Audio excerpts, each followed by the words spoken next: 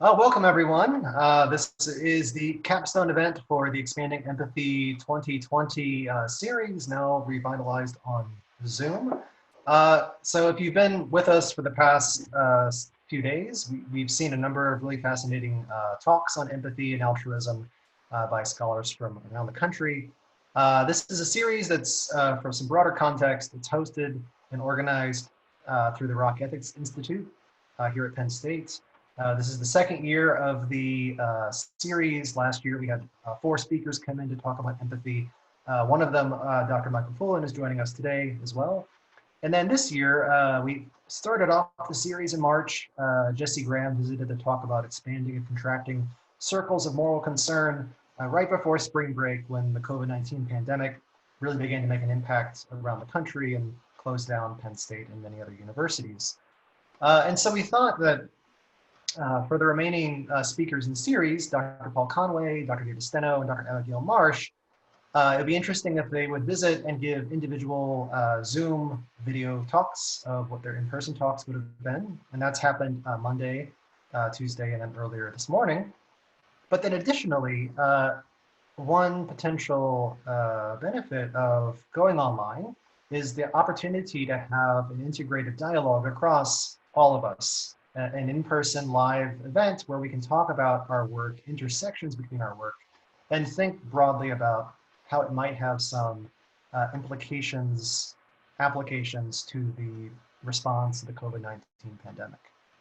And so for those of you who are joining and have any questions, I do encourage you to use the Q&A function at the bottom of the Zoom app if you're accessing us through Zoom. If you're on YouTube, there should be a way to do that as well. And I'll try to answer, or I'll prioritize questions in the order received. I may try to integrate across them and if perhaps identify my first name, unless you specify me to not do so. Yeah, so let me start by going through, I'll introduce the speakers, and the way this will work is basically I'll introduce each speaker by title, and then each of the visitors will talk about their work. Broadly speaking, what kind of work they do, how they approach questions of empathy and altruism, and then also an initial consideration of how their work might apply to the COVID-19 pandemic. Then we'll dive into more of an organic conversation. And so as you have questions, as questions naturally come up from among the 5 of us here online talking, we'll see where the conversation goes from there. So I really do encourage you, if you have pre-existing questions about empathy and the pandemic, please join us in the conversation. So I'm going to just go in order of what I'm viewing on my Zoom gallery view. So I see on my top left corner is Paul Conway, Dr. Paul Conway, assistant professor from Florida State University. He gave a talk on Monday that I encourage you to, if you didn't see it, the recording will be up online pretty soon. And if you did see it and want to see it again, or have questions from the first talk, definitely ask those. We also have Dr. Abigail Marsh, who's an associate professor of psychology in the Interdisciplinary Neuroscience Program at Georgetown University. She gave a talk earlier today on the altruistic brain that was quite fascinating, and so she'll be joining us here as well. We have Dr. Michael Fullen, associate professor at the University of Buffalo. He visited us last year and gave a talk, Must We Feel Bad to Do Good? That talk is online. WPSU, the local NPR affiliate, recorded it last year, and so if you haven't seen it yet or didn't know about the talk last year, and want to go back and learn more about Michael's work with that talk, please do so. And then finally, Dr. David Steno, professor of psychology at Northeastern University. He gave a talk here yesterday on moral emotions and how they can build self-control. And so with that, and again, I'm Daryl Cameron, assistant professor of psychology, research associate at the Rock Ethics Institute, and I'm your host. So yeah.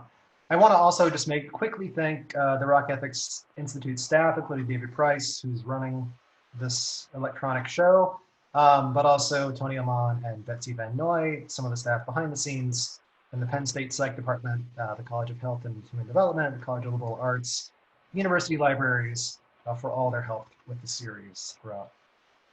So why don't we go ahead and just introduce ourselves further, maybe in the order that we just went through. So Paul, Abby, Michael, and Dave.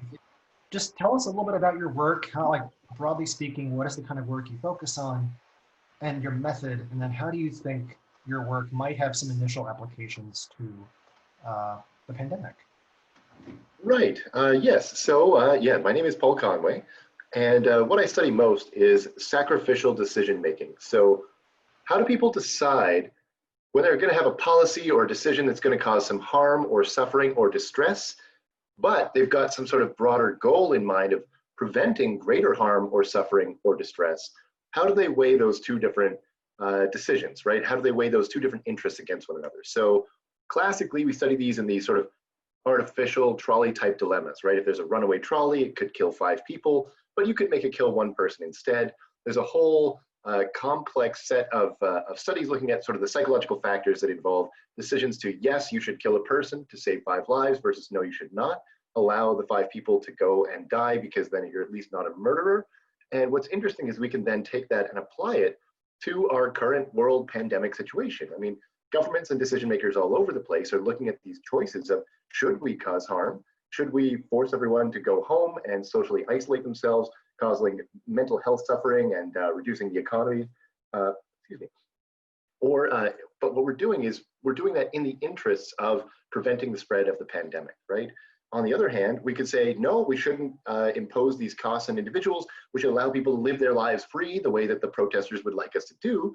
But that comes with the cost of allowing the virus to spread at whatever rate that it can, right? And so the question is, what's the psychology behind these decisions? And there's this dual process model that suggests a focus on individual targets, or those who are going to suffer, tends to involve more strong sort of emotional processing focused on the individual.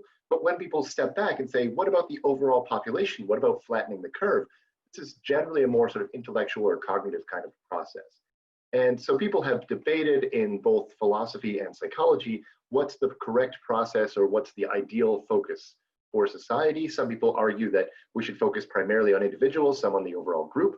My research suggests that actually what we want to do is take a virtue ethics approach and say, who is balancing these considerations, right? So it turns out people who are high in things like moral identity, they care about being a good person, or moral conviction about harm. They think that harm is bad and wrong and should be stopped.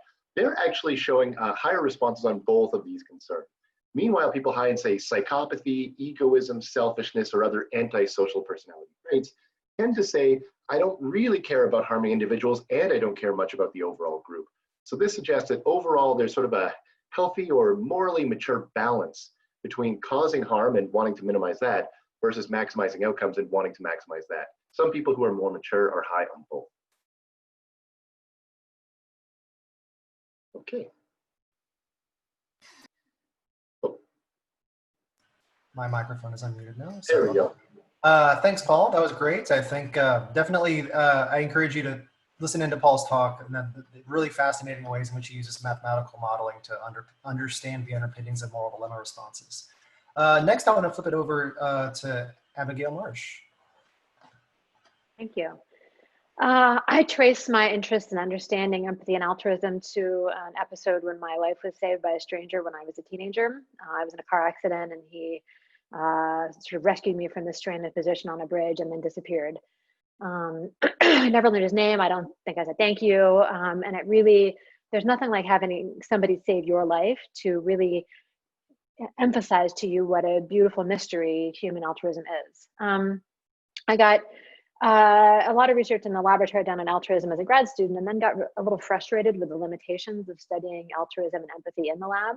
And so I've shifted since then to focusing mostly on populations of people who in the real world do things that are unusually caring and compassionate, a lot like my roadside rescuer, or people who are unusually uncaring and callous, like people who are psychopathic. And trying to understand what makes them tick, what makes them different from the average person. And it's sort of a clinical approach to studying empathy and compassion.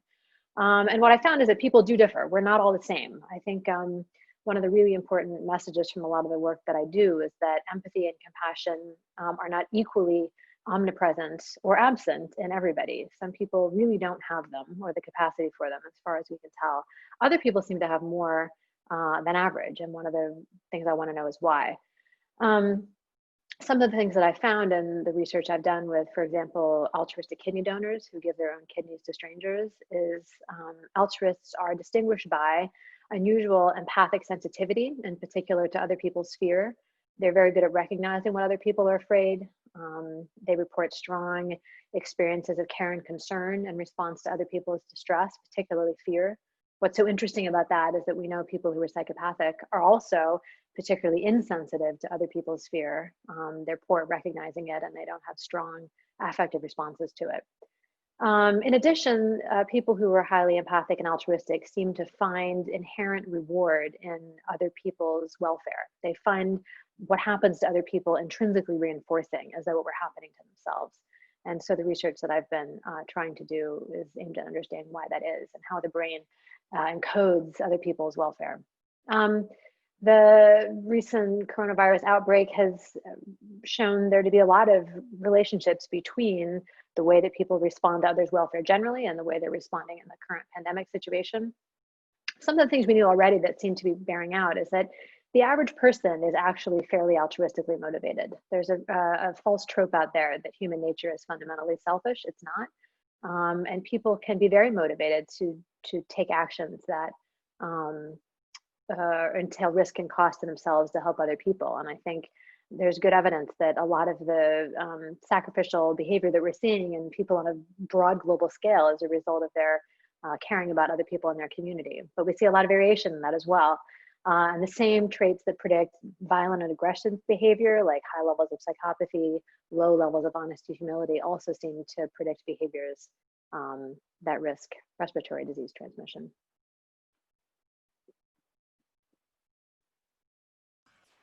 Great, thank you, Abby. That's wonderful. I think, yeah, we can definitely make a point of talking about, I think, the ways in which we're seeing different forms of altruism express themselves in the current pandemic and what that might look like. So I want to turn it next to Michael Poulin.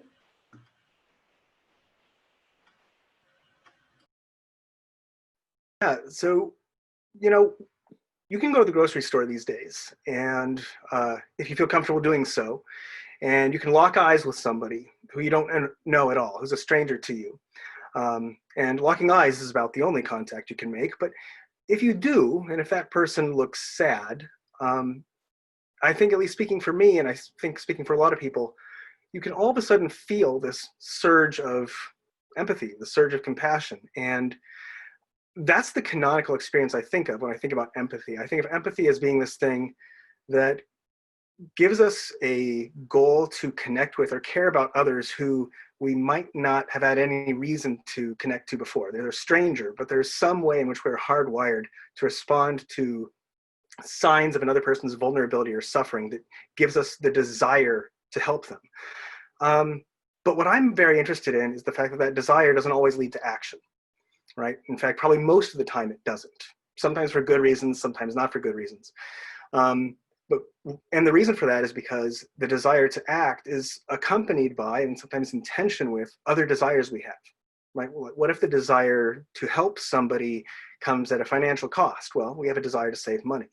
What if the desire to help or connect with somebody comes at the cost of physically connecting with them, which for our ancestors and for most of us now has some serious consequences in terms of personal health. There's all sorts of desires we might have that are in conflict with or in tension with our desires to help with or help or connect with others. And that's what my research really focuses on now, is how do we navigate those tensions? Knowing what we know about the dynamics of goal pursuit, how and when do the desire to help others take precedence over the desires to protect ourselves or protect our own resources?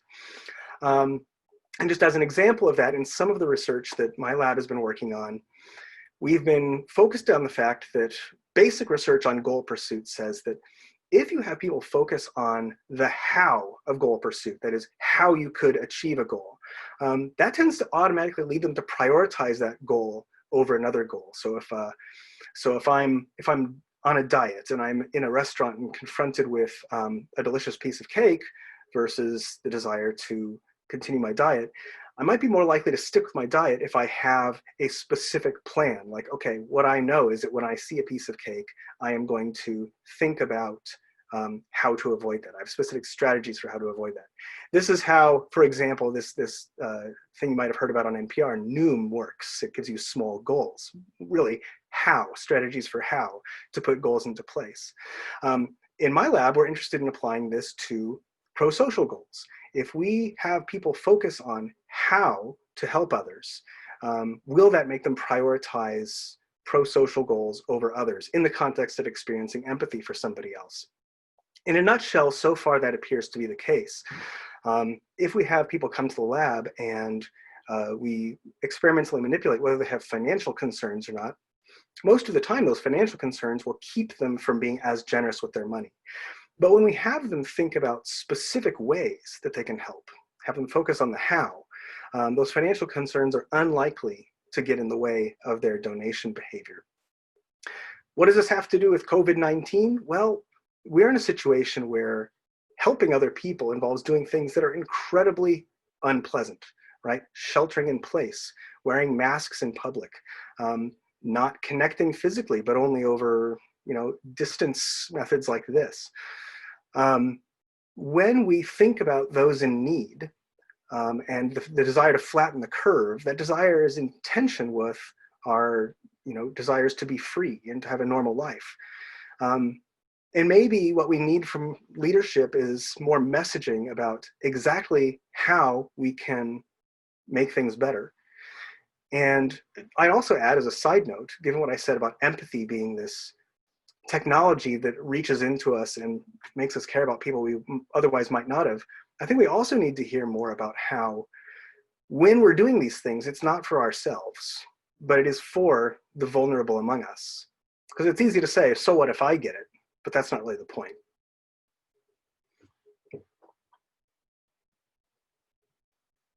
Great, thanks, Michael. Now I think the trade-offs and considerations of goal pursuit are extremely interesting in this context than the self-orientation versus other orientation.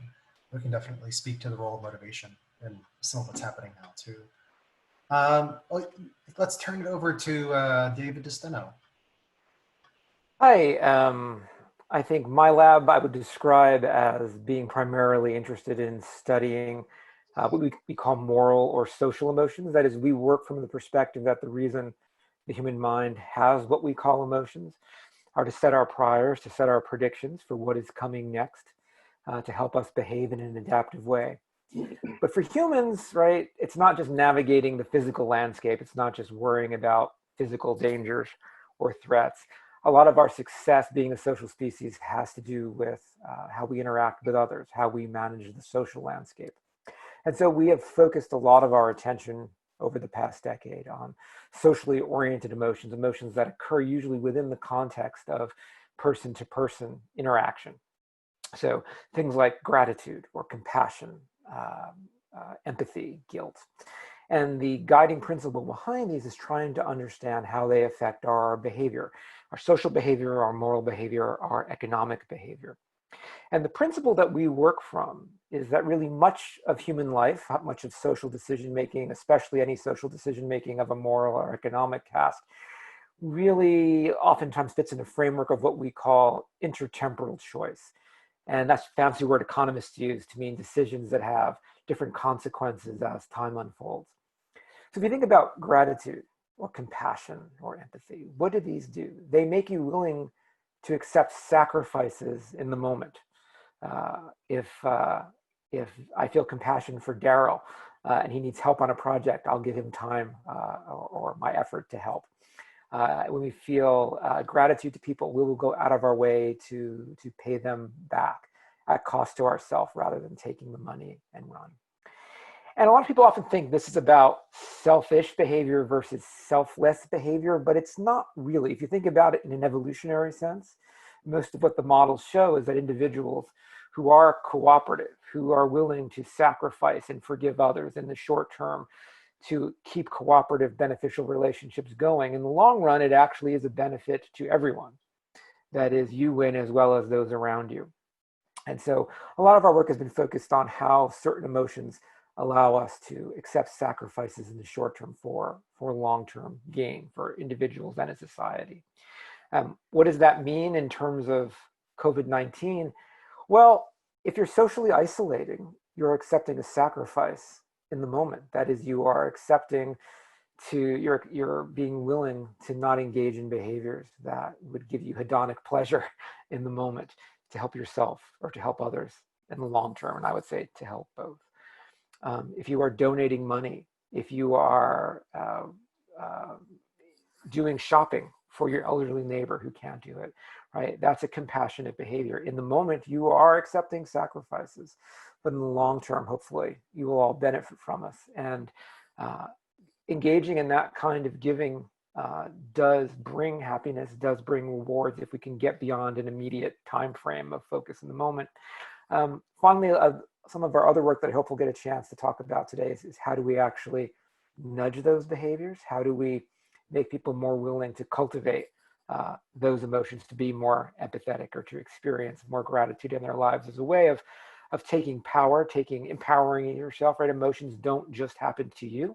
You can curate your own emotional states as tools. And hopefully we'll have a chance to talk about that as well.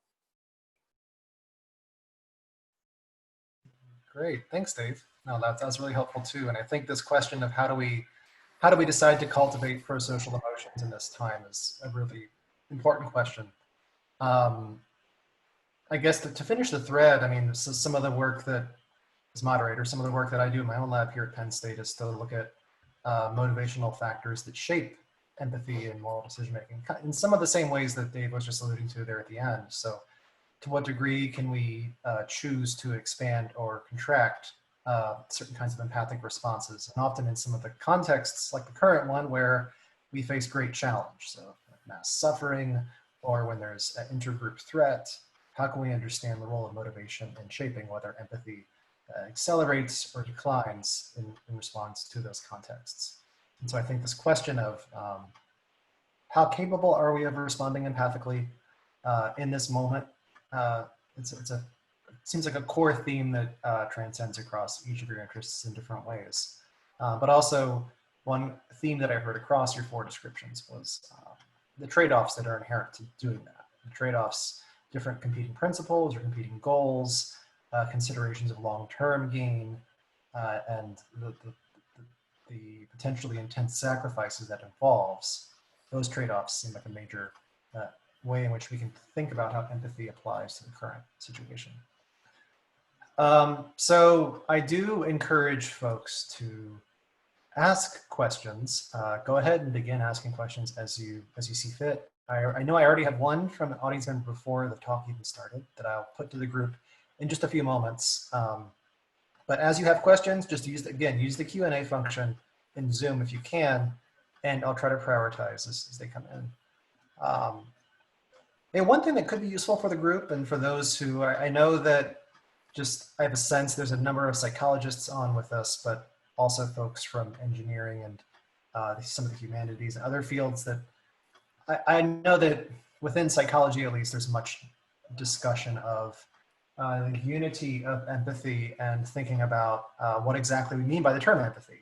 And so I'm curious if any of you have any thoughts you want to share about how you approach empathy? Like when you use the word empathy, like what do you mean by that? Just so that folks at home have a sense for the various reference points for the discussion. And so, I don't know, let's see, we could go in the same order or, I don't know, Paul, do you want to start us off again? Yeah, sure. I think of empathy as some sort of emotional resonance with another person, right? This idea that there's sort of almost a vibration that you're getting on their wavelength, that they're having some sort of physiological or psychological experience, and that you're able to sort of tap into that experience and have a small piece of that yourself. But it strikes me there's sort of a less mature way and a more mature way to do that. right? The less mature way can involve a lot of feelings of personal distress. If you see some sort of victim who is suffering and you tap into their feelings of suffering, you might become overwhelmed by that and say, oh my gosh, I'm suffering too. We're all suffering. I need to take care of myself. I'm out, right? But on the other hand, a sort of a more mature, more nuanced way of resonating with that is sort of say, I'm experiencing or I understand your emotional experience, but I'm having a complementary emotion. So the fact that you're suffering makes me feel this more sort of compassion or this motivation to help you to reduce your suffering as opposed to reduce my own. That could be one way to think about it. Great. Abigail, what do you think? This is a great question. We could probably talk for the whole time about this, although let's not. The way I think about empathy is really informed by the non-human animal literature. Back when I started studying empathy, my sense was that the psychological conception of it was at a very high level, sort of human-only phenomenon. In fact, if you go back to the very first mention of empathy in the neuroscience literature, it was by Paul MacLean, who thought about empathy as a very high-level cognitive, human, cortically mediated phenomenon. But we can look at the non-human animal literature and know that that's not true. Animals like mice and rats and plenty of others clearly show evidence of exactly what Paul was talking about, that they can show behavioral, physiological, and neural forms of resonance with the emotional states of others around them. They can do this in response to odor, to visual cues, to behavior, to audio cues. And what you see is that when one organism is empathizing with another, you actually get parallel coordinated patterns of neural activity that suggest that the empathizing individual is somehow representing the mind states of the other individual in a high fidelity way, right? There's some sort of self-other neural mapping, and we can use MRI and say that this actually happens in people. That for example, the altruistic people I study, they empathize with others more. Their brain looks more similar when they experience fear and they see a stranger experience fear. The ability to do this is related to lots of other important phenomena, like the ability to recognize emotion in others. And then also the capacity to experience concern or compassion. And I think this is the most common unfortunate conflation in empathy research, is the conflation of empathizing with somebody else's state and caring about their state, which are clearly not the same thing. You can empathize with somebody else's internal state and not care at all that that's how they feel. And understanding the transition from one to the next is, to me, the most interesting question.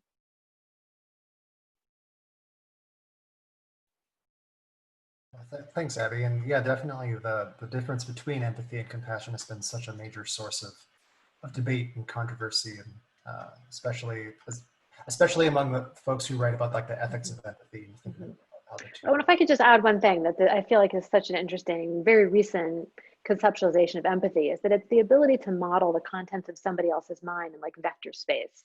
So any mental state that another person can have, you can model in your own mind. And so this is one of the reasons we see a lot of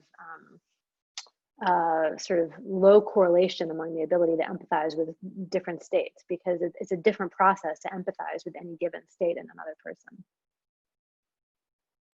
That is very interesting. Thanks. So I guess Michael, then Dave. Sure. I agree that there's so many different ways we could define this construct. It's probably not one construct in a useful sense, but a family of related constructs.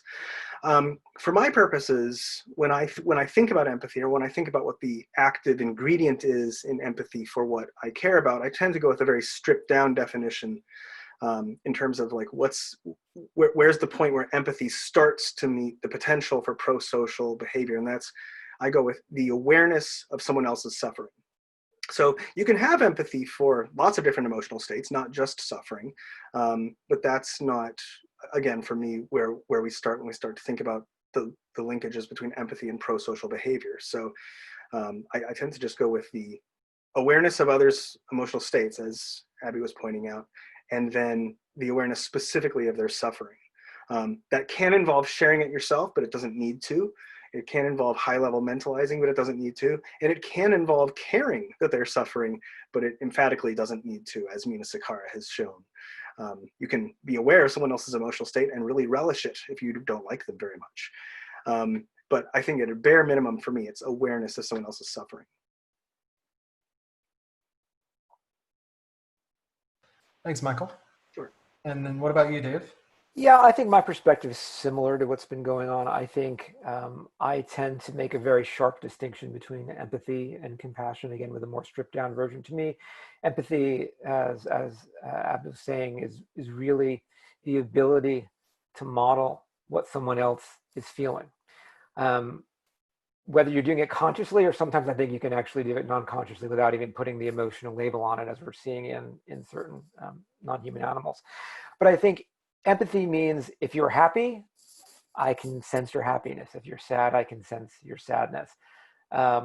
Compassion is an entirely different emotion. Compassion is a state that comes out of, I think, initially mammalian circuits for caring and being willing to sacrifice to aid others, but of course can become very elaborated. And the reason I think that distinction is huge is, and you'll see this in the Buddhist literature a lot, is if you engage in solely empathy, it becomes very easy. In the case of suffering, right? I can empathically experience your joy, and that's wonderful.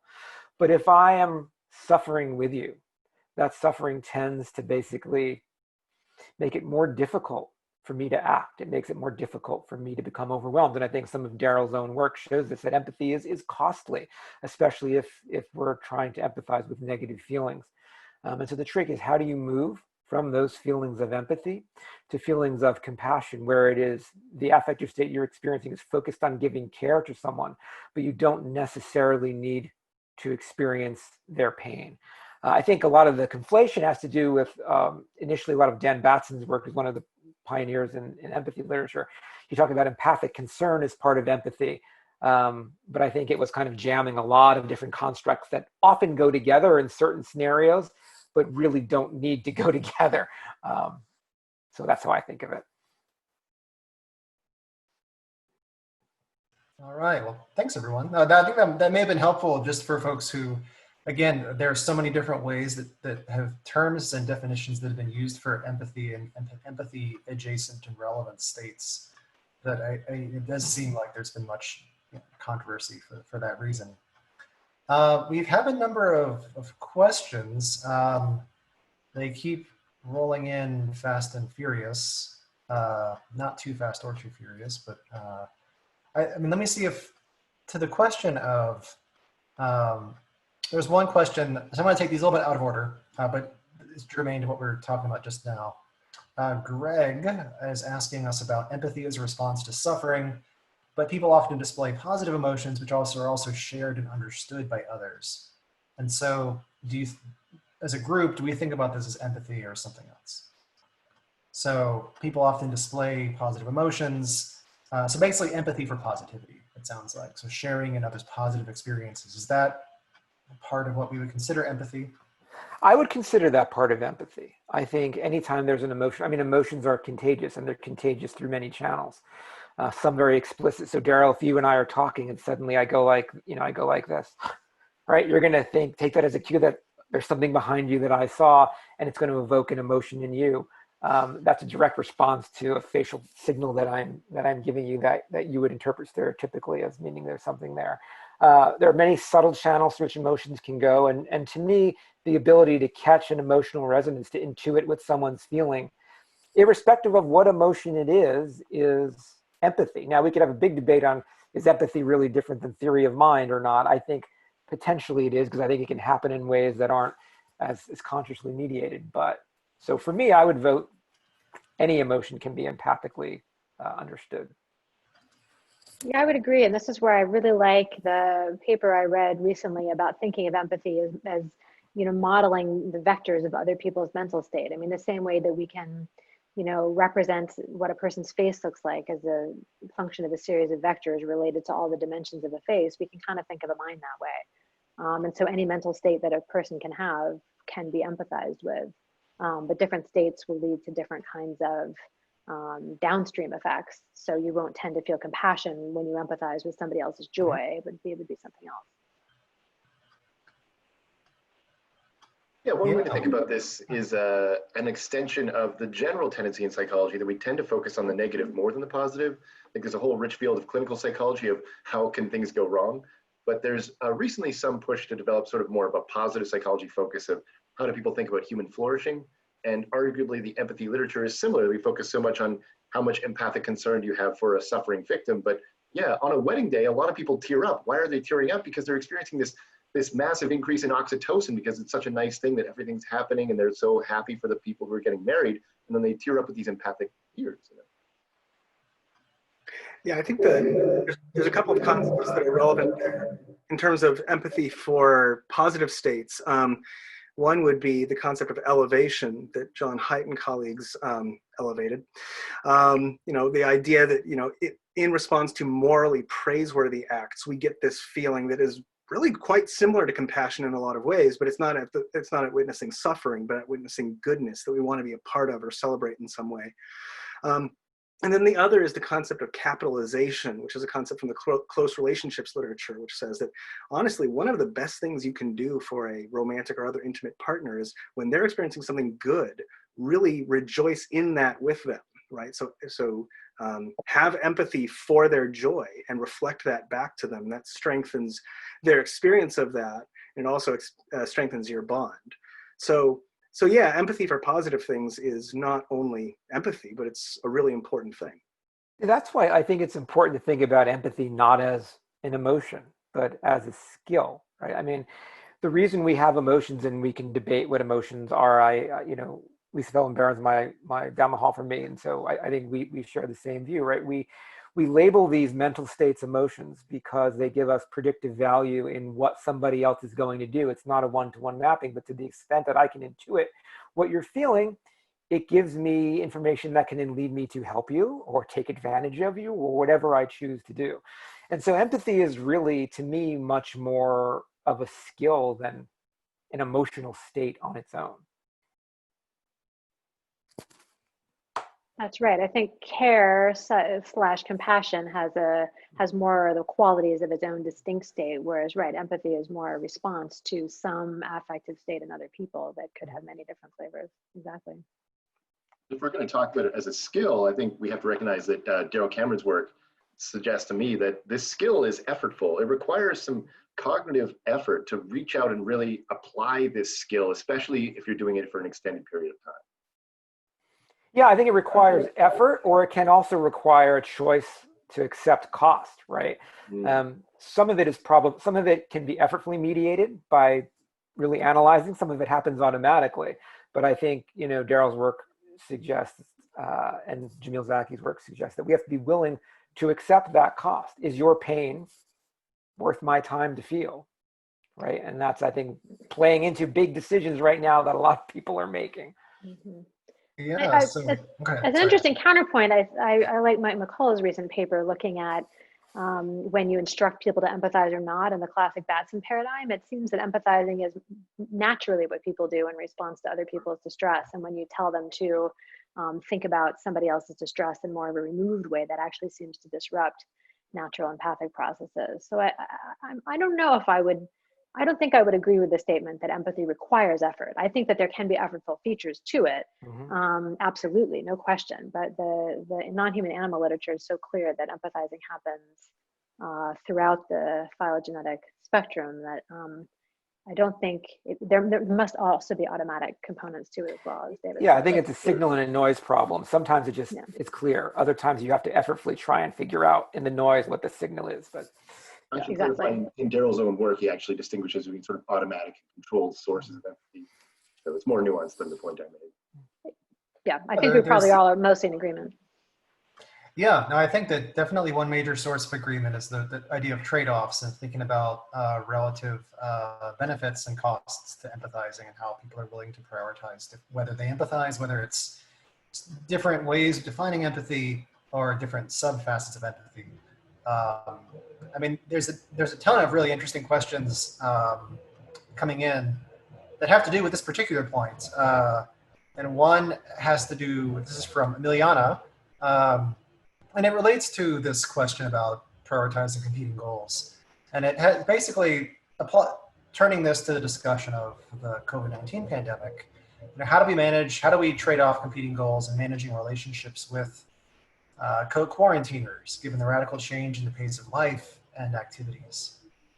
So any thoughts? And feel free, any of you who want to jump in, we don't necessarily have to cycle through every time, but if you have any contributions, please just feel free to jump in as you see fit.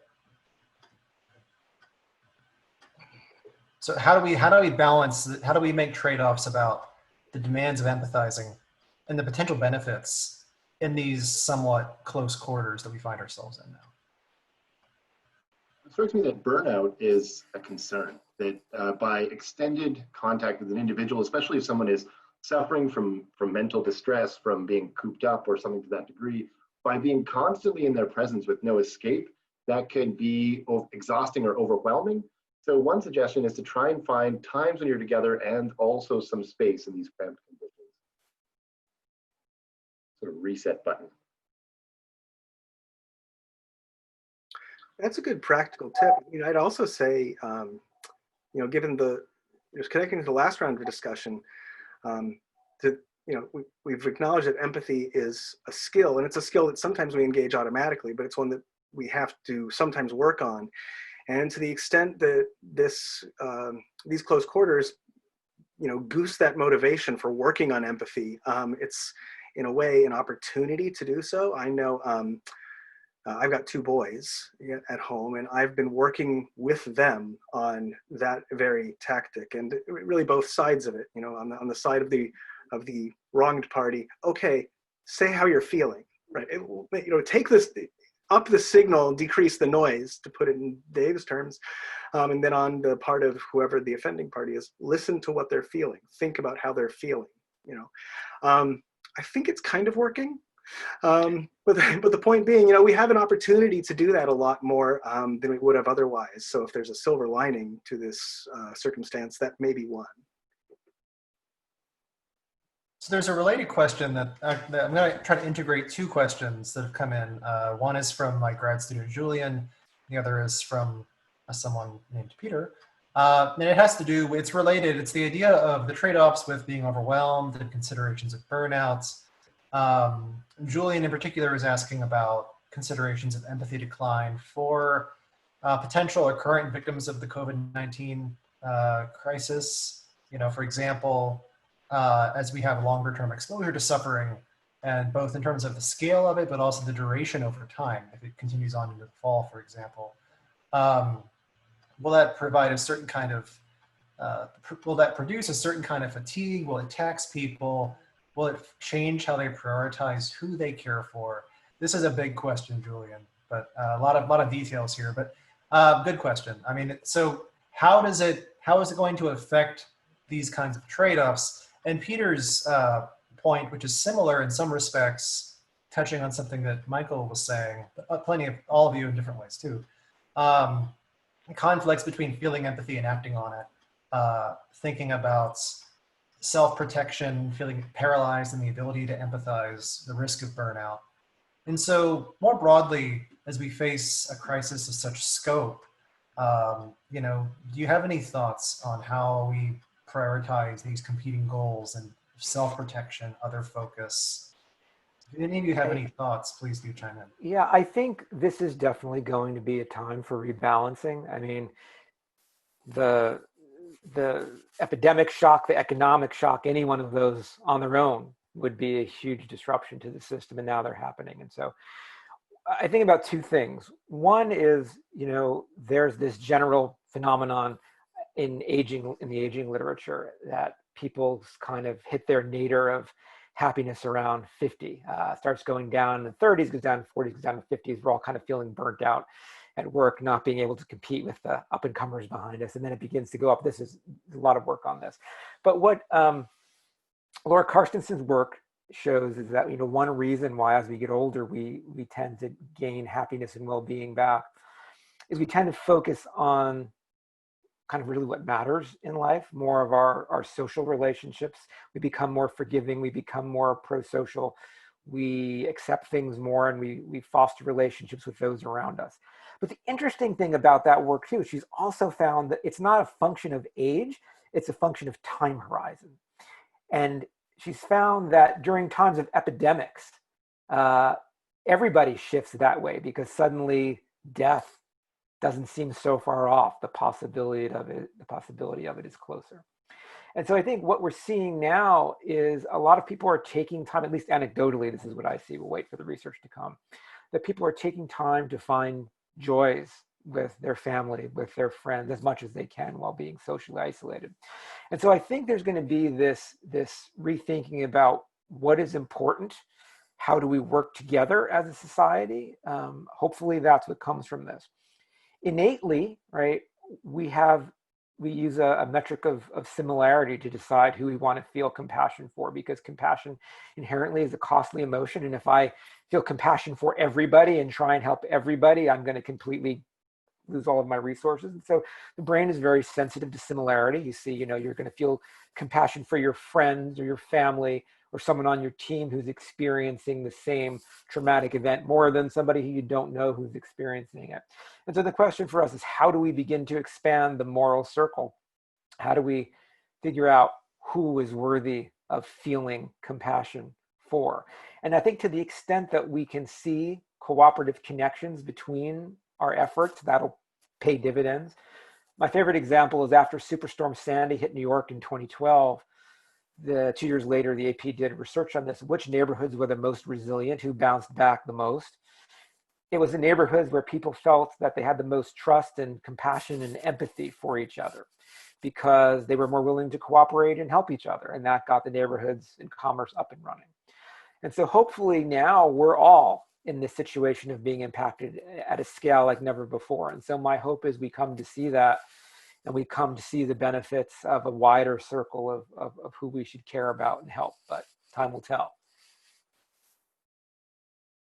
And I'm also just reminded of some of your work with my current postdoc, Dan Lim, on adversity and its positive relationships with various kinds of empathic emotions and behaviors. And so I know, at least anecdotally, he and I have been chatting about with this, if there's a broader uptick in felt shared adversity, might that? Yeah, I mean, let me just say that quickly. One point about Dan's wonderful work is he shows that when people experience adversity, any type of adversity, they become more compassionate. There's heterogeneity, but they become more compassionate and they're willing to act. And some of the evidence, although there's probably multiple mechanisms, is the reason they do this is because, having suffered yourself, you realize that small acts of kindness are meaningful. And so what I think Daryl and I and Dan together are hoping to do is, we don't want to make everybody compassionate by making them suffer, although now we're all are suffering a bit to varying degrees, but to take the wisdom from that, which is that small acts do matter. And if you feel, no one wants to exert a lot of effort if you feel your acts don't matter. That's why we tend to turn away. Daryl's work on compassion fatigue and empathy fatigue shows that. But to the extent that you believe you can make a difference, then you're more willing to do something. And so hopefully that will come out of this as well. Well, others have thought that, thanks Dave, and others have thoughts on the question about the motivational trade-offs inherent to balancing whether we decide to empathize or not. So, I mean, just one comment that I would make, both from a stress and coping perspective, as well as from research in my lab on, the dynamics of pro-social goal pursuit, is that in many ways, the most aversive thing is uncertainty, right? One of the surest paths to stress in general is feeling uncertain or out of control. And we certainly have that in spades right now. But in particular, the way that plays out in terms of pro-social goal pursuit is when you are not sure whether to engage in pro-social behavior or not, that's when we see the highest levels of stress. In my lab, we do some cardiovascular stress assessment. And in some recent research, we gave people, I have the instruction to, engage in pro-social behavior or to debate the pros and cons, like to write down the pros and cons of doing so. And it was the people who were debating the pros and cons who experienced the greatest levels of psychological and cardiovascular threat response. So there's something about being decisive either way. And to apply it to the current context, if we could decide for sure that we were going to be locked down for X period of time, right, and we had consistent message from leadership saying that was going to happen, I think that would be easier to accommodate ourselves to than the seesaw of unknowing. Is this going to go on? Are we going to open up? To some extent that's inevitable, but to another extent I think that clear messaging could help people, make the pro-social choice, make the empathetic choice, if they just knew that that was the right path.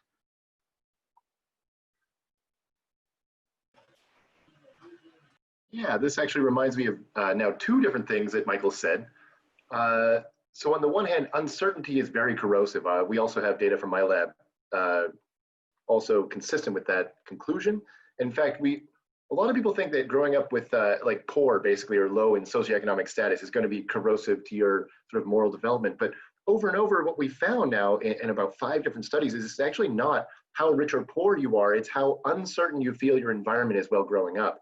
So if you grow up poor but stable, you actually can develop quite strong moral maturity along with other people.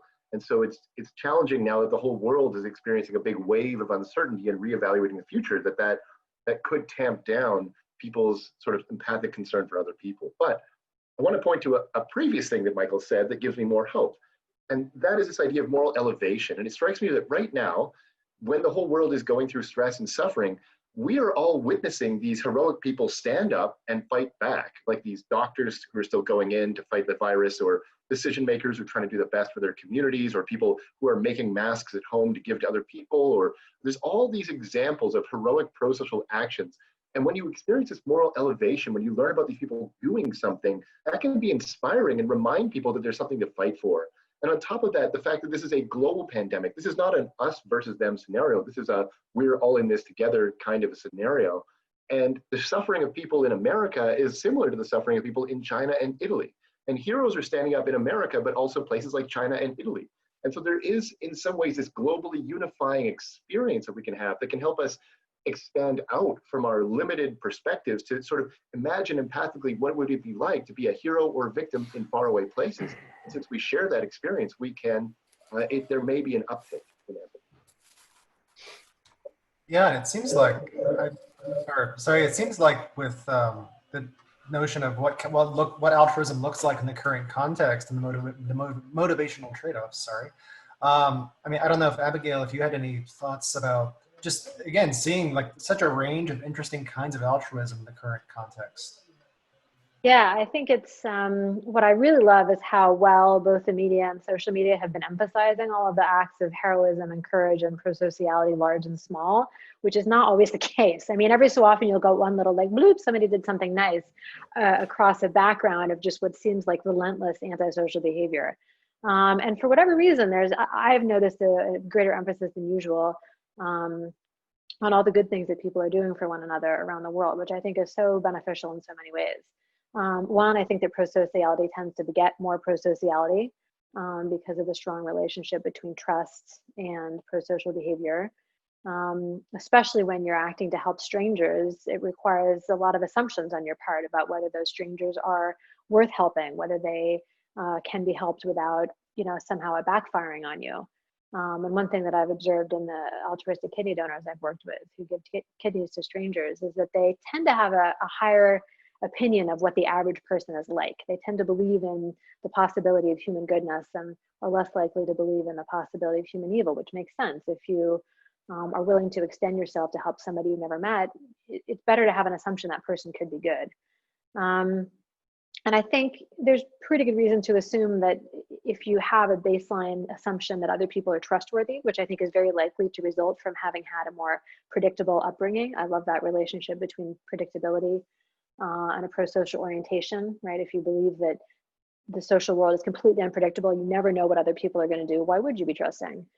But if you are more likely to exert yourself pro-socially, we all know all the wonderful evidence out there that that will tend to redound in you in positive ways and improve your own well-being, which is, I think, a good reinforcer of the strong positive relationship we tend to see between thriving and altruism. They tend to reinforce one another mutually.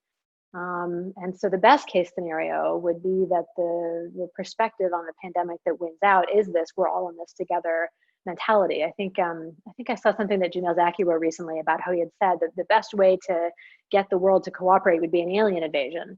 It's totally true, right? An external threat is a great way to get people to band together to help one another. And that's more or less what we've got. So I think there's reason to be optimistic that it will improve the degree to which we assume that we understand what the people around us are going through, because we all are going through something at least a little bit similar, which should have a lot of positive benefits in the end, if we don't all go a little bit berserk from being trapped in our houses in the meantime. So there is what, building on that, there is one, and I know there's a number of additional questions that have come in that are, some of them are on this theme, some are different themes, but on the question of like collective purpose, reducing uncertainty and increasing sustainability of pro-social outcomes, a number of folks,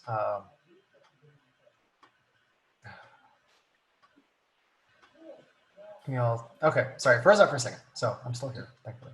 But a number of interesting comments. One of them has to do with like the potential impediments to that process. Like as we're seeing like polarization and different, this is another question from Emiliana, but I'm bringing it in here just because I think it speaks to some of the challenges of empathy, motivationally speaking. As we have contradictory views about shelter-in-place mandates, differences of opinion about predictive models and the efficacy of different kinds of interventions, and obviously broader layering on of political beliefs and different moral diverse beliefs and so forth. How do we, any sense for how to manage feelings of strong disagreement? So I think most of us strive for a sense of collective purpose, like you were describing, Abby, and like many of you also were talking about, but how do we cultivate feelings of empathy even in the face of like strong moral disagreement in this time? And that's a question for any of you. I'm curious if you have any thoughts. I think the most. Go ahead. Oh, I mean, maybe this is my having been at a Jesuit university now for 10 years, but I really value the Jesuit philosophy of presupposition, assuming that even when we disagree with other people, that they've come to their opinion honestly, right? They are fundamentally, probably people trying to do the right thing, and that if when we disagree, it's because we've had different experiences, we have different sort of life goals and life outlooks, and that there probably is some common ground. There's a fundamentally shared set of morals and values underneath any disagreements, which is not 100% of the time the case. I mean, again, I study psychopathy. There are some people out there who are not good people, and you're never going to agree with them on any kind of moral outlook. But for the most part, I think that usually is true. And if you start from that assumption, it's much easier to reach agreement. Yeah, I was just, I was thinking about this a little bit in response to the alien invasion concept, that would indeed make us band together. And you would think that would be working now, except it turns out there's a real debate about whether the aliens are there or not, or at least how strong they are relative to the damage we're maybe artificially doing to our economies and to our own well-being in order to combat these aliens. So yeah, there is that kind of uncertainty. I like the idea of at least presupposing that we all have some shared values. I also think, though, on just an individual level, like how do you manage the individual stress and uncertainty of that? I think it's good to, really think through these issues and think about, well, okay, I know that there is tension between the health risks that are going on and the economic damage that's going on, but is there some sort of way of reconciling these? Is it to say,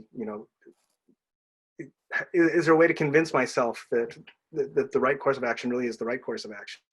And I know for me, at least, it's taken the form of listening to economists say, even if we did open up the economy at the cost of X number of deaths, just that sheer amount of human suffering would further tank the economy. So, I mean, this isn't an economics webinar, so I shouldn't even pretend to get into that. But I just use that as an illustration for the kinds of ways, cognitively, that being on the right track.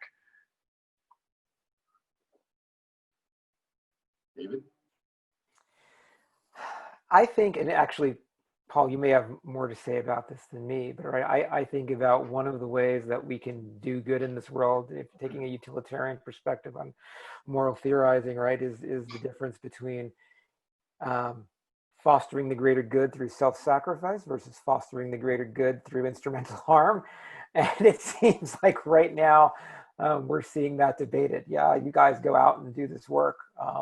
and it'll benefit us, but a certain percentage of you are going to be sick. Now, some people are choosing to go out on their own or are protesting is one thing, but the individuals who are being forced to, today or yesterday, Trump put the folks in the meatpacking plants back to work, and you can make the argument either way. And this is one of those cases where I think, science doesn't provide the answer. I always have an argument with Sam Harris. Well, I argue in my head with this about him, not with him personally, is I don't think science answers these questions, right? Science can tell us and model it, but there are certain questions in which we have to make choices on. The thing I do know, right, about work like on moral emotions like empathy and compassion is that they push us more to accept the self-sacrifice part of it. One of my students, Fred Young, is doing work now showing that gratitude makes people more willing to endorse self-sacrificial behaviors for utilitarian outcomes as opposed to instrumental harm outcomes. And so I don't have the right answer, but I think we have to pay attention to the different ways that go about fostering the greater good. And I think nudging emotions like compassion and empathy at least make us willing to be more attentive to the self-sacrificial parts of it, as opposed to you go work, so my 401k will go up. So, yeah.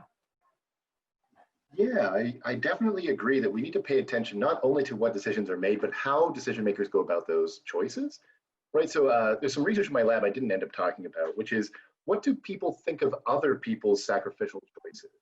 And the short answer is, lay people believe, lay people believe that when someone else says, I'm going to sacrifice these people to create this outcome, if that person is serious about that sacrifice, they come across as smart and intelligent and competent and a good leader and the right kind of person to run a hospital, but they also come across as cold, immoral, untrustworthy, a bad friend and a bad romantic partner. So you want to stay away from that person. You want them in some leadership position far away from you personally. On the other hand, someone who says, no way, I'm not going to make this sacrifice. It doesn't matter. I let the virus do whatever it wants. But no sacrifices here. They're seen as, yes, warmer and more moral and more trustworthy, but also incompetent, neurotic, terrified of making choices, a bad leader, and so on. So what we actually need is leadership that communicates both a reasonable balance between willing to sacrifice some people under some conditions with warm emotional compassion for those people who are vulnerable, who are potentially getting sacrificed. Those leaders need to demonstrate both, and that's actually the perception that calms people down when they're perceiving leadership decisions. Yeah, this reminds me of the Molly Crockett and Dave Pizarro work, where everybody likes utilitarians, but not for your friends. Exactly. For your friend, you want a deontologist. Exactly. Yeah, exactly. Also, I want to come back to something Abigail said, right, about this idea of polarization. How do we deal with polarization? It reminds me of a paper I read recently saying that when you come across someone with a strong political opinion that's different than your opinion, it can be really toxic to say, you're stupid, I can't believe you believe that, oh, what are you doing? I think a lot of the challenge in the political debate is people feeling not heard or not understood. And there's a paper, I can't recall the authors, but they said, one of the best things you can say to someone you disagree with is, why do you believe that? Can you explain your thinking more? And what they showed is that if someone has like a really nuanced and intelligent and informed opinion, they will explain at length that might be persuasive or informative to you. But on the other hand, if they're just kind of blustering, right, by asking that question for them to unpack their own beliefs, that results in them saying, well, okay, I mean, I thought maybe this is, they start questioning their own assumptions and presumptions, which allows them to move their opinion gently towards the middle instead of the extremes. And that brings you guys closer together. I love that. I think that's such an important point. I've had a wonderful experience this semester teaching half on Zoom, a class called Empathy and Communication at Georgetown that really focuses on why empathy and communication are sort of two sides of the same coin. And one of the things we've really been focusing on is they're often called Dennett's rules for arguing better, but I don't think they're actually his. He's just popularized them. That when you're having a conversation with somebody who you disagree with, there's sort of 4 set rules to follow to make that as productive a conversation as possible. And the first one is to identify all the things that you agree on. And the only way you can do that is by asking people what they actually think. And then being like, yes, I agree with you. I see that we share these perspectives. And then you tell them what you've learned from them, which again requires asking them questions and actually trying to learn something from them. And only after you've done those 2 steps There's one more step I've managed to forget. Do you actually share what your viewpoint is? And I think just forcing people to slow down and actually ask people questions that they disagree with is an incredibly important step that we often forget. And I think sometimes we also often resist, because the problem is if somebody explains their opinions to us and we really do our best to empathize with them, to try to understand their perspective, to really put ourselves sort of in their shoes and imagine what they're thinking, we run the risk that we might find ourselves agreeing with them. And if our, differing opinions are very important to identity, or if we feel a sense of moral righteousness about what we believe, it's, there's something a little bit scary about the possibility you may find yourself agreeing with somebody who you think of as a bad person who believes bad things. And so I think it's important to be cognizant of that tendency and to take a step back and really try to ask people what it is they're actually thinking and feeling. And I think this relates to Nick Epley's fantastic work on perspective taking versus perspective getting, and how bad we usually are at actually predicting what other people are thinking and feeling, especially using just things like nonverbal behaviors and inferences. And it really, really helps to talk to people and to ask them what they think. And it's amazing how much better you understand people when you do that. So this is great. And I think considering some of the difficulties and challenges, especially when it is tied to identity, and you have, like, the mere act of empathizing with someone who has different beliefs might itself be moralized negatively. Just some of the challenges. I still recall after the last presidential election, popular pieces about who owns the burden of empathizing with the other side, and like, how do we make sense of that as a task for, citizens. I want to, on that note, there's a couple of open questions still that I want to make sure we get to that. They're thematically similar. And there's a big question by Kathy that I'll get to that's about the ethics of empathizing more broadly. I'll leave that for a little bit after these first two. This one is about empathy education. And so I think, Abby, it speaks to something you were saying a little bit. But it's from Tom here at Penn State. And so he's working with engineering undergrads. And so he's interested in ideas about how we can use the experience of going through the COVID-19 pandemic as a mechanism for educating about empathy and how it relates to their professional responsibilities. So I don't know, I'm curious, either Abigail or if any of the others have thoughts about, is there a way to learn from this? And also Rob Roser, one of my collaborators here from Penn State, had a similar related question about, what do we learn through shared communal experience like this more broadly? Small question.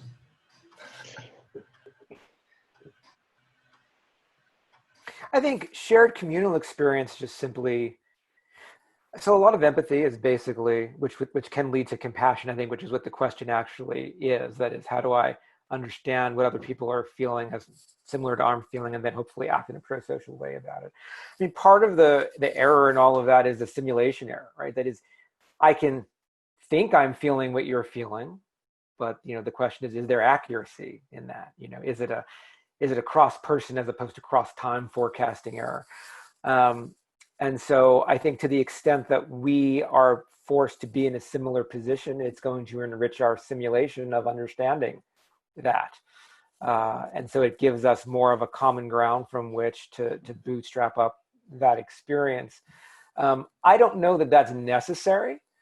I think it helps, and I think, as you're saying, Dan's work Dan Lim on facing adversity helps people. But one thing that Dan finds, right, is that it doesn't matter what kind of adversity you're feeling. If you have adversity from having an illness, we find that you're just as likely to be compassionate towards someone else who is experiencing an economic shock. So at some level, having some commonality and the ability to simulate with more veridicality the experience is helpful. But I think it's more just attuning people to understand and sense the shared humanity. The argument I've been making over and over again is, if you want to do something right now, the best thing you can actually do is to begin a contemplative or meditative practice. And the reason I say that is because it's win-win, right? Meditation was designed, originally developed to end suffering in the world. Not just your suffering, the person who's practicing it, but all sentient beings. And what we find in our work is that it makes people, after just a few short weeks of practice, much more compassionate, much more willing to go out to exert effort to help other people at cost to themselves. There's lots of other work, other labs showing that it actually decreases rumination, attachment to negative emotions, helps immune response, etc. And so right now, it's one of the best things that you can do to actually get yourself physically and mentally in a better state, while also giving a nudge to yourself to be more compassionate. Why it does that, I don't know. My guess is that it begins to break down the automatic categorizations that we put on people as, you're this race, you're this religion, you're different from me, and we begin to see the interconnections, but that's speculation. But there's ample work in meta-analyses now showing that there is a pro-social response from it.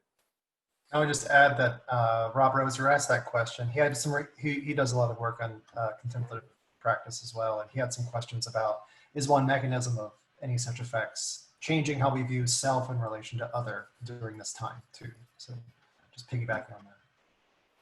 Yeah, I think any practice that breaks down the boundary between self and other will have a lot of these positive effects. And I think trying to take the perspective of another, experiencing love for another, finding oneself in a strong emotional situation. I love some of Dunbar's work on this topic, where when people are experiencing strong communal emotion, you see all these fantastic positive effects on emotion and pain that seem to be regulated by the opioid system. And so it's that the breaking down that self-other barrier, I think, is the key to so many of the things that work well. So I'm going to slightly challenge one of David's points about any kind of suffering being equally effective at fostering compassion. I mean, I buy that can be true, but there's also this work by, I believe, Clayton Critcher on what he calls visceral fit, right? The idea that we have these gut feelings, these experiences, and that the kinds of connections between those experiences and others' experiences can help shape our reaction to them. So they did an interesting series of studies where they had people who were either outside in the cold waiting for the bus, or they hadn't eaten for a long period of time. So people were either hungry or cold, and they told these people about a group of hikers that got lost after an avalanche, and who are sheltering and who are both hungry and cold. And they asked these groups of people, what is the worst problem for that group of suffering victims? Is it the hunger, or is it the cold that's the problem? And the people outside cold themselves said the cold is the problem, and the people who are hungry said that the fact that they're hungry is the problem. What this means, I think, in the current crisis is that if you're afraid of the virus and there's other people with the virus, the fact that we have a shared gut experience of being afraid of the virus together might help induce more empathy than under other circumstances. And as a related point, if we want to foster this sort of feeling of compassion, I think one big challenge of this crisis is that where are the victims exactly? They're somewhere far away. They're in hospitals. I personally don't know many people with this actual problem, and I don't have a strong visual sense of what it's like to be in the hospital. So I think more visual evidence, videos, photos, making it salient in the public of individual people who are suffering and what's their personal stories, I think really hits home why this is so important. Yeah, sure. I mean, that's kind of Lowenstein's hot cold empathy bias. I mean, to the extent that you can visualize it or intuit it from your own visceral experiences will increase the validity and the verticality of the simulation. But I would say, and that can certainly be part of the variance, but I'd say in Dan's work, we looked at samples across the country with behavioral measures and what they were willing to donate, as well as in the lab of what they were willing to actually do, not just say, in terms of costly behaviors. And we didn't find really any evidence of it. The one weird thing is I can't remember his name. Oh, Lauren Nordgren at Northwestern has an interesting set of findings where he shows that people sometimes, if you suffer the same thing that they have less empathy for you. But there's one weird caveat to that. It's only if you're complaining about it. So if you're like, yeah, I'm suffering from the virus too, but this really sucks and I don't like it, right? If you're whining, then they're like, well, look, I got through it, so should you. And so I think that's an aberrant case, not one where we're all just suffering and trying to deal with it together. Yeah. So I would just jump in too with that. One of another grad student of mine, Eliana, asked a question of, oh, and I also think of you, Dave, basically, is what you're describing here a form of parochialism and empathy? This kind of using, I think if I'm getting the question right, is this a way in which basically the shared adversity acts as a kind of group self-definition that could have a positive effect? We don't know, right? I mean, it can. And Dan hasn't examined that. What we do know is that to the extent that people feel more empowered, that they can make a difference, their small act to make a difference, they will feel it more. I tend to not think it is what's being suggested, because I would expect if it were, we would find more of a gradient depending upon how similar the overlap in adversities were. That is, you'd find more compassion if the adversity was more similar to you. But it could be. Another thing Dan is finding is that actually there is a sense of anticipatory guilt if you don't do something. This is new work that's under review for publication right now. That is, people who have come through and been helped by others through their adversity feel a sense of guilt if they don't do something about it, and that mediates their compassion. So I'm sure there are multiple mechanisms to it. So I wouldn't want to say that it's that to rule out the parochialism aspect of it, but I'd say I would bet against it, given that we didn't find a similarity gradient, but it certainly is possible. Unmute myself. So great. So thanks, Dave. And there's a couple, so, I'm looking at the clock too. I think that's most of the questions that we have. There's I think a couple of themes we might return to in the last 15 minutes or so of our discussion today. There is one big question, and it's a hefty ethical question. We're all familiar, I think, with some of the broader ethical critiques about empathy and its utility, both in social life more generally, but also specifically right now. Whether empathy is too narrow in order of a focus to get us to do what needs to be done for the sake of broad scale social change. And so the question from Kathy, who's an anthropology and history professor here at Penn State, is mainly about, should we be at all concerned about the ways in which empathy as a tool could be used in negative ways during this crisis? So for example, in the service of more effectively manipulating someone with a policy or manipulating a group. What do we think of the possibilities for the positive and negative use of empathy in this context, and of that question more broadly? Yeah, advertisers use manipulations of emotional and other responses all the time. We see this all the time with charities on TV. They'll pull at your heartstrings with the identifiable victim effect, etc. I think the larger question really is at what level is empathy useful? And I'll say compassion too. Paul Bloom often says, empathy is parochial. So is compassion. I don't think it gives us a way out of that.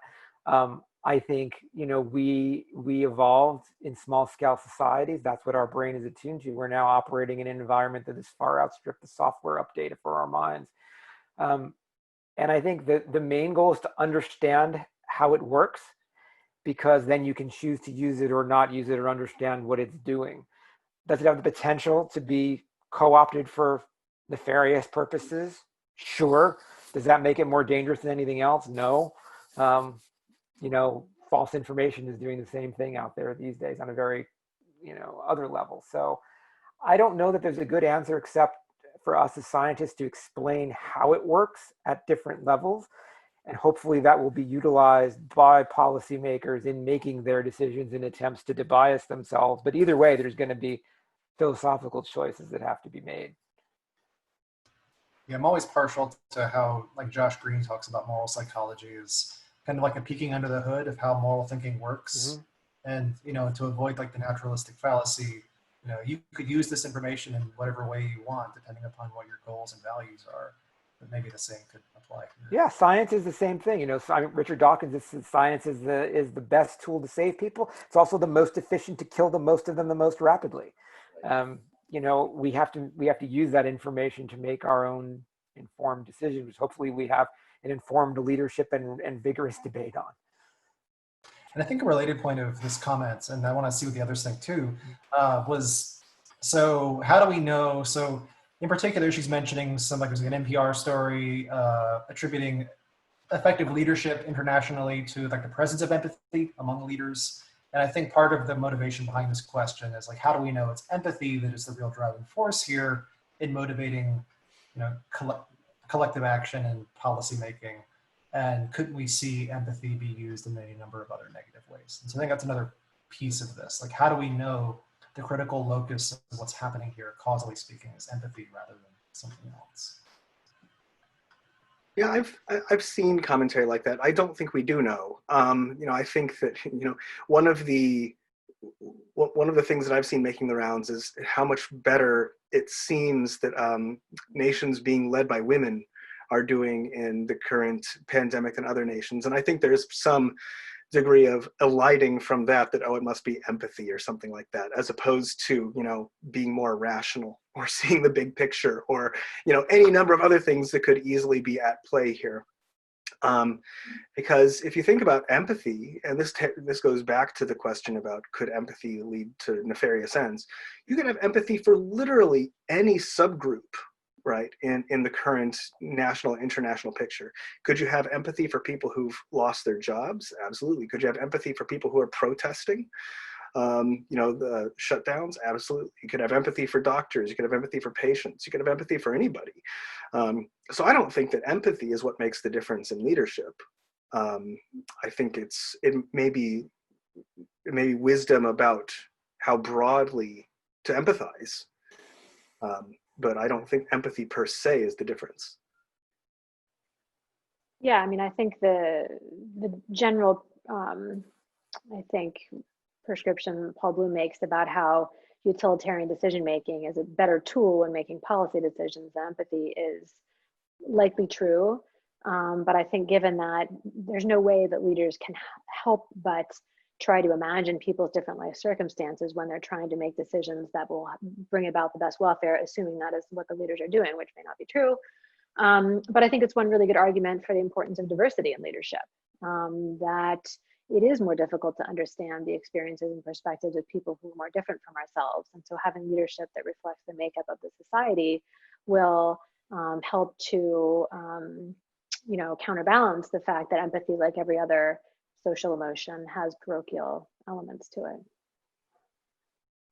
Yeah, I agree. I think that empathy itself is not the problem, but there is a real risk in this parochial empathy of empathizing only with a particular group. If my only focus of empathy is on people who are small business owners who can't give haircuts, and I say we have to reopen immediately so that they can keep their business intact, they're a worthy target group to empathize with. But you're right, there's all these other groups. What about patients? What about doctors? What about all these other people? We should empathize with them as well.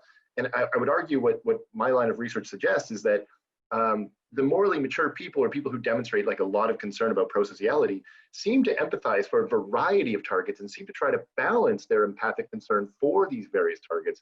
And that seems to involve some degree of intellectual process. So if you're getting wrapped up in hyper empathy for one group and ignoring empathy for other groups, that might be toxic. But trying to experience balanced empathy for a lot of different groups might be helpful. And I should emphasize that this is one of the downsides of when we think of the collectivist individualist moral spectrum. There's, I think, often a conflation of collectivism and prosociality, because there's this misunderstanding collectivism is caring about other people more. It's not. It's collectivism is about caring about your group more. And so to the degree that individualist societies tend to experience more relational mobility, meaning that people have a lot more interactions with other people, including a lot of strangers, rather than having a very defined group that remains their group throughout the lifespan. It tends to be the case that individual societies, we've seen in my own research, engage in more altruistic behavior towards strangers, tend to have higher levels of trust, actually report better interpersonal relationships a lot of the time, because when you know that somebody could ditch you if you're not a good relationship partner, as is relatively more true in more relationally mobile, more individualist societies, you tend to be a better relationship partner. And so I think this is an interesting point in favor of individualist values, is that they do tend to democratize a little bit your responses towards other people's around you, rather than resulting in quite so much favoritism of your own group. But one last point I think we have to think about too, which I think often gets lost, is time scale, right? Is we're very focused on the moment. And I talked about this yesterday when I was giving another talk. The Buddhists have this idea of a difference between idiot compassion and wise compassion. Idiot compassion is doing what takes care of the suffering in the moment, but can lead to longer term problems and suffering down the line. Wise compassion means helping people through difficult times, even if it means helping them suffer a little bit in a way that will lead for them and everyone else to better outcomes in the future.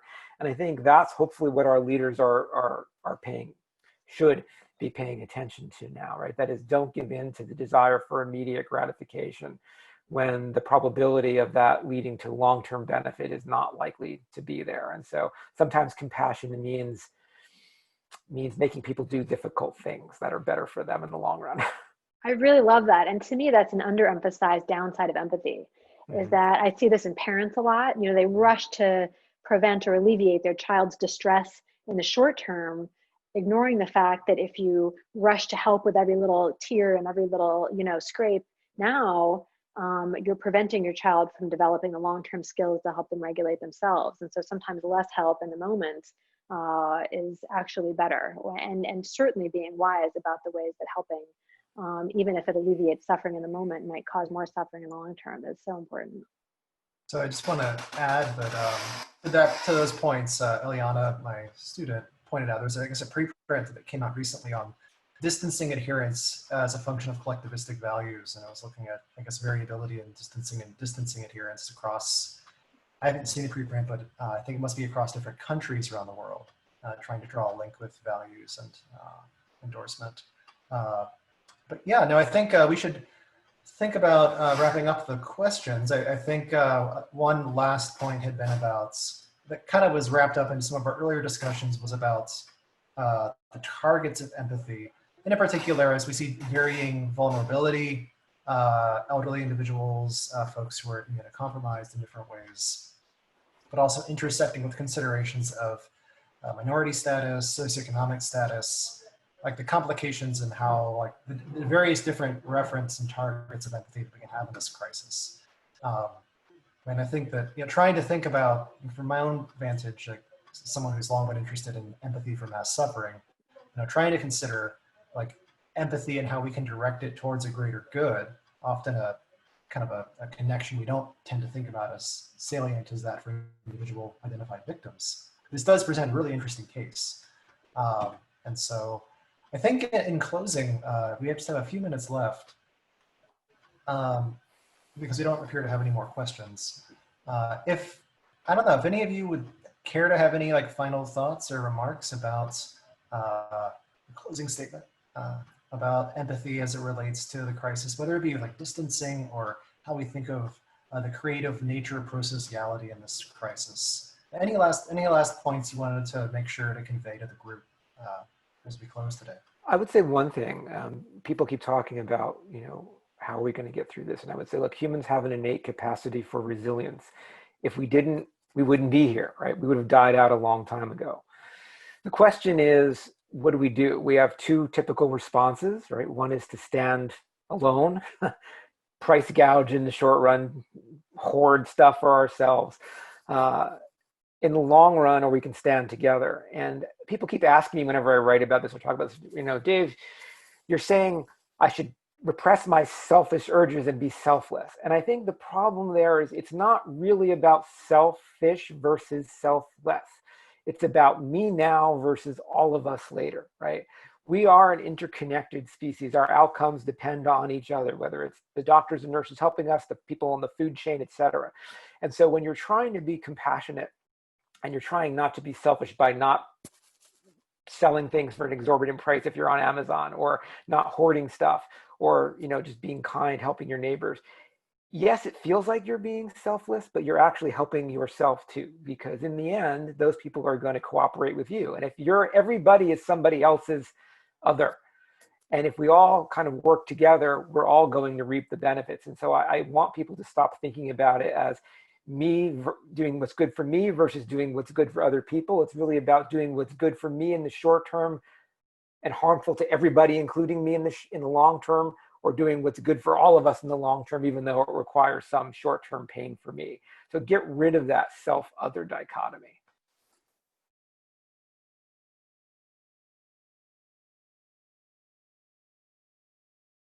So what do you think, Abigail? I completely agree. I think it's also, well, a couple things. One, I often draw inspiration from Clara Barton, whose home is about a mile away from my house here in DC. And I found her a wonderfully inspiring character when it comes to thinking about prosociality for many reasons.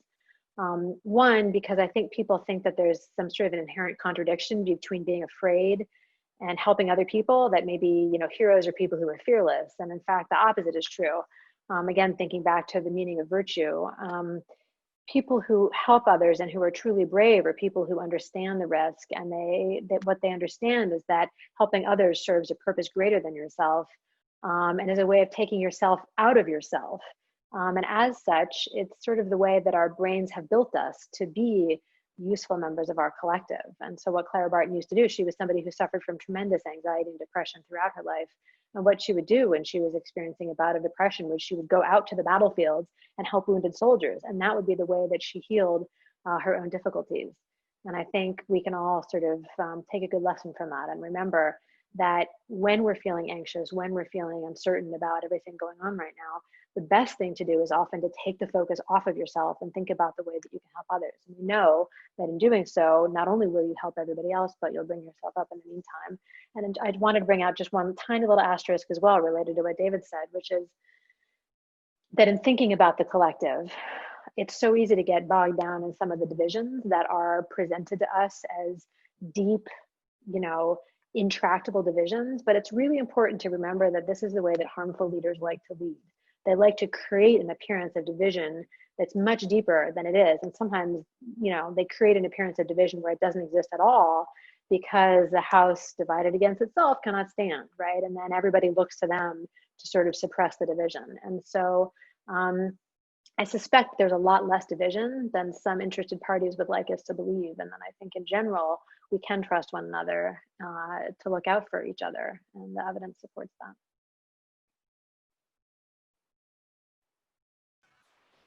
Thanks, Abby. And Michael, what do you think? Yeah, I think that's a great jumping off point for something that I've been thinking about, which is that, so why is empathy important? Empathy is important because it's a subspecies of, and it's a route to affiliation. It's a route to connecting to others. Why do we have empathy? We have empathy so that we can connect with and help and improve the lives of other people who we want to maintain ties or establish or maintain ties with. And I think right now, in this time when disconnection, distancing is the thing that's being emphasized, I think one positive thing that can come out of it is that how much we crave those ties matters.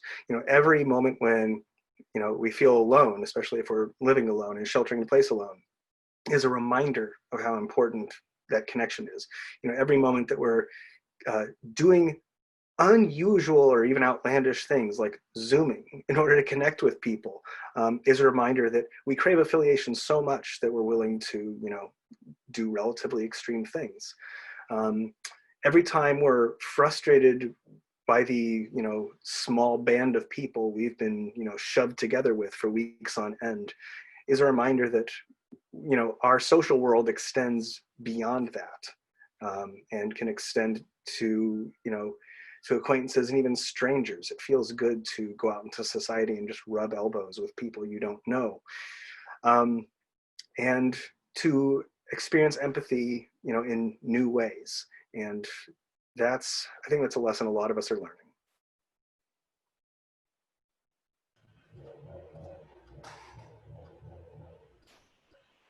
Okay, and Paul? Yeah, I think all these are really good points. And I agree that sort of empathy can be this sort of weapon used for bad or for good, and that we live in this interesting time where we are more disconnected or sort of isolated than ever really in modern history. And some scholars have argued this term social distancing is really the wrong term, because the goal here is not to distance yourself from social relationships, but rather physically distance yourself from other bodies. And that's hard on individuals because we're so used to historically banding together during a crisis. That's how we've solved nearly every crisis in human history, by grouping together, by experiencing the closeness of other people, getting that boost to oxytocin, that sort of thing, right?